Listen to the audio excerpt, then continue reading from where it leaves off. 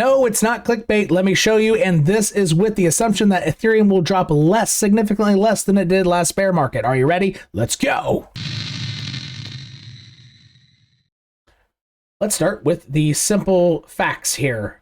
On the monthly chart of Ethereum, from top to bottom, the drop last bear market was 94%. To get to my target, and again, the time frame of this target is late summer to early fall of 2022.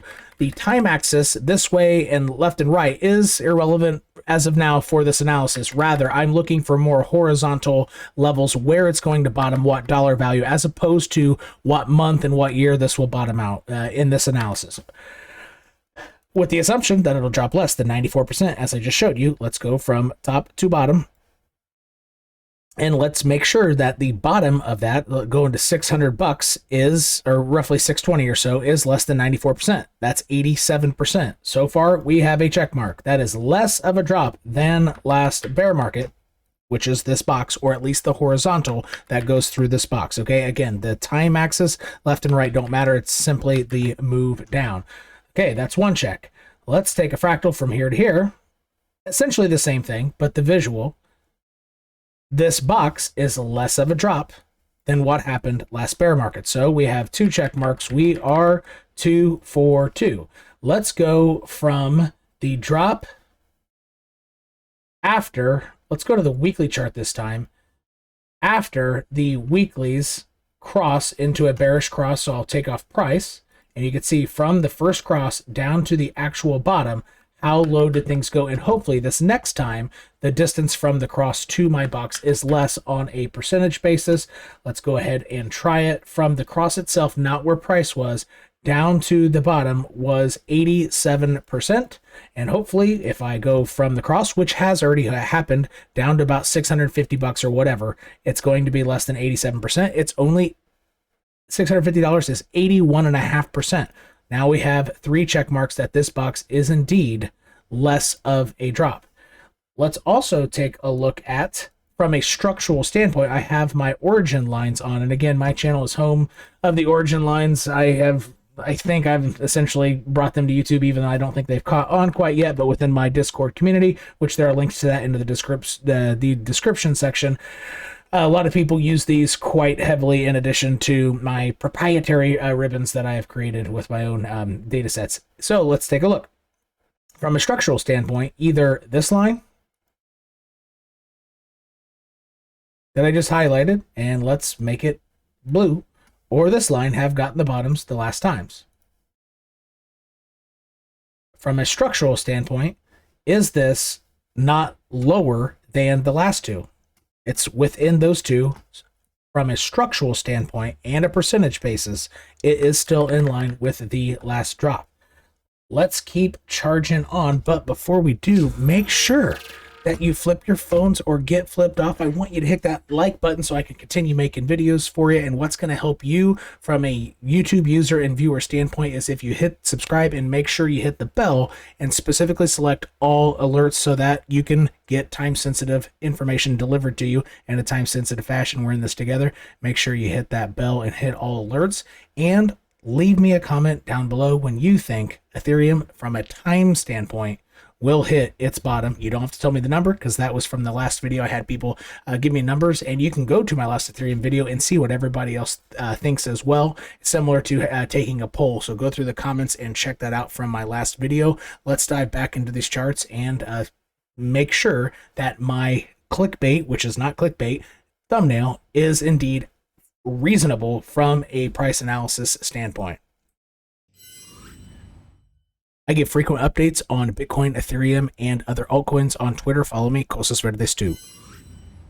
If you want to be able to turn on your camera and microphone and ask me questions directly and live up to 8 times a week, links to the Discord community within the description section of all my videos. If joining a community is not your thing, but you want exclusive content way above and beyond what is offered on YouTube, click join below this video, and another video will pop up to tell you your options. Hey, I'm on the left side. Look at me. All right, let's dive into this. Now we're going to go to an indicator that I used in my last video. And if you want to use that from my Bitcoin video, it's called you can see it start here, moving average shaded fill area, and I gave a name of it in my last analysis, but it says EMA fill, but that is actually not how you find it. Let's check this out, and we're on the monthly chart. Ethereum does not have as much price history as Bitcoin. However, you can see that there was, from the monthly 10, from the point it tanked, okay, from the monthly 10 when it crossed, there was a large downturn, and since this was not populated, you cannot see how far down the price went into the shaded area. But if you could just take a wild guess of where it went below the shaded area just like Bitcoin did, right? Significantly below. Therefore, the best that we can do is either take percentage, or from that exact point, take a fractal and make sure that it would be, technically a little bit less. Let's dive in and go from here to here. It's 76%, and right now it's crossing the monthly 10, but it hasn't crossed it yet. We therefore will have to go into next month, assume a downward angle, go here to the bottom, and that's only 68% down to my target as opposed to 74%. And if you want to see that visually from a percentage standpoint, this fractal from that point to the bottom should go lower than the box, and you can see here that it clearly does. In these regards, the drop down to this box would still be weighted less than what Bitcoin would be. Let's also take an image of the accumulation distribution indicator so that you can see that this does indeed have a long way to go. There is a negative slope on this monthly distribution, accumulation distribution indicator. All right. The bottom happened after green crossed into red. So it was a couple months thereafter. Let's say this has a couple months left to go, and it happens 1, 2, comes up and tags the left corner of my box, which in this event, if it were to keep that type of slope, and again, the slope doesn't have to do that. You can actually have humps in this where you have a pump in price and it levels out and then goes. Therefore, it would overshoot or hit this origin line much later. But from this standpoint, you can tell visually that this does have a long way to go.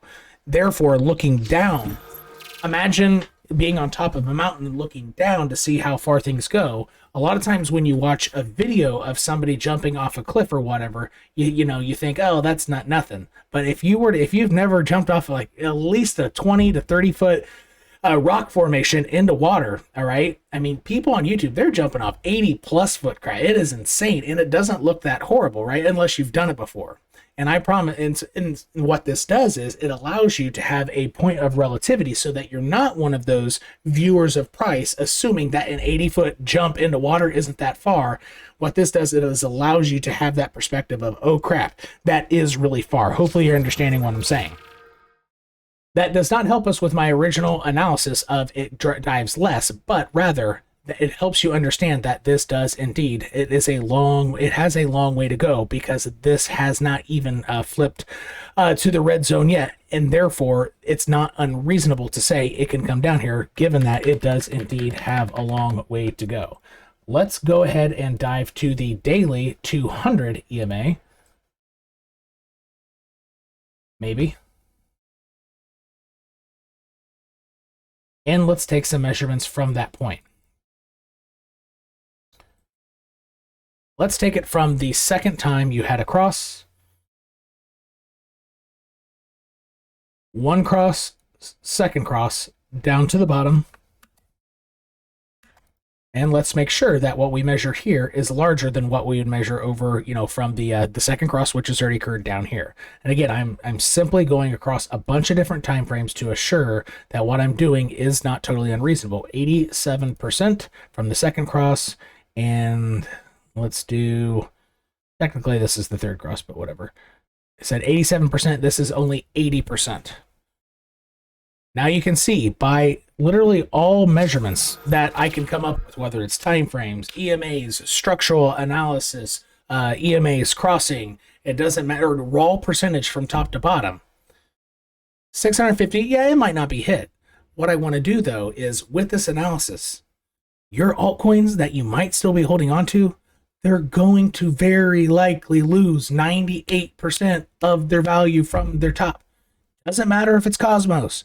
Polygon. I almost said Polymatic. It's actually kind of a cool name. Luna. Even though a couple of the special scenarios, Luna might be a special scenario where it doesn't lose 90. I'd actually bet kind of against that idea.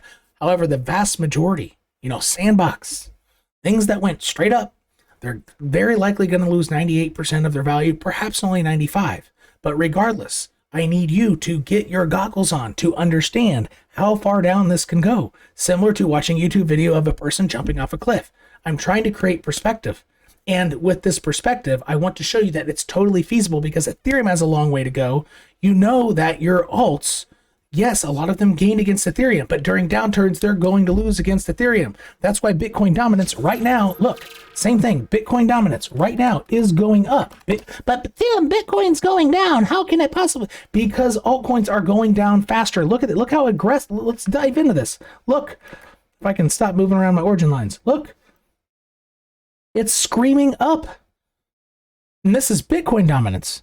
Therefore, the same effect will very, very likely happen on Ethereum dominance versus all the altcoins that were gaining against Ethereum. They're going to lose. Bitcoin and Ethereum are like king and queen of this space, and they're going to remain so for quite a while, at least a couple more years.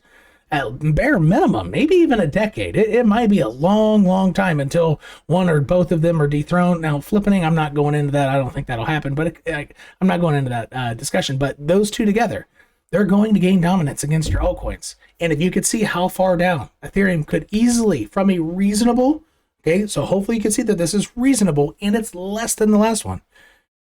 If Ethereum has that far down to go and your alts are going to lose versus Ethereum, simply measure from whatever altcoins you're holding and you think, they're going to pump or whatever, measure down 95% and know that you would be lucky if they stop there.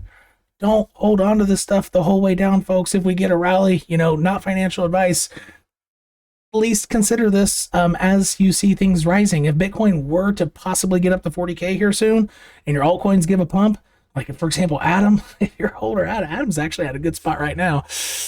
If you're a holder that to try to not, the Pokemon cards, Atom, Cosmos, Pokemon cards only, not giving financial advice here, but if you're holding that crap, you need to look for opportunities to dump those Pokemon cards. Hopefully you found this very beneficial to you. If you want to see how to set up a chart like mine so you can understand a price analyst like myself a little bit better, go ahead and click this video right here. It's the best 28 minutes on YouTube for newer people in crypto. And if you did not check out my Bitcoin analysis from yesterday, go ahead and click this video right somewhere over here. And if you're new to my channel, click the circle in the middle. You just got 𝐾𝐢𝐬𝐜𝐨𝐵𝐝. Peace.